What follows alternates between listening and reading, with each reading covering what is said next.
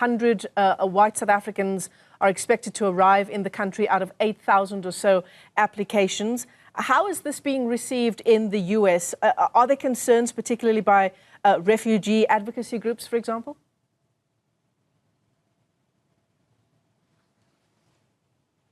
Well, refugee advocacy groups, of course, find it utterly astonishing that a Trump administration that would close America's doors almost wholesale to refugees from all over the world, because that is, in essence, what President Trump has done in the weeks since he returned to the White House on January the 20th, would throw America's doors open for one group of people, Afrikaner farmers, based on a false statement that the president has made about the Expropriation Act. He argues that those farmers are being dispossessed of their lands without compensation. He also argues more broadly that white Afrikaner farmers are suffering human rights abuses at the hands of President Ramaphosa's government. And of course, the United States government chides President Ramaphosa for the position that South Africa took at the ICJ, accusing Israel and Prime Minister Benjamin Netanyahu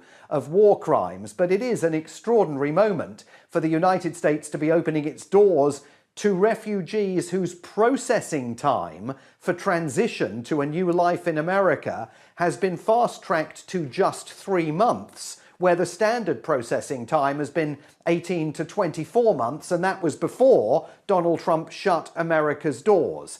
I think it's fair to say that most Americans don't really know this is taking place, and it's curious that the government wants to send, apparently, this delegation of US government officials to Dulles Airport to welcome the first Afrikaners as they fly in, because that will certainly raise visibility of this within the United States. And it's not clear that the American public will necessarily back it. I mean, Republican Trump voters don't want anybody coming in. They want America's doors shut, and they certainly aren't particularly literate in the politics of South Africa.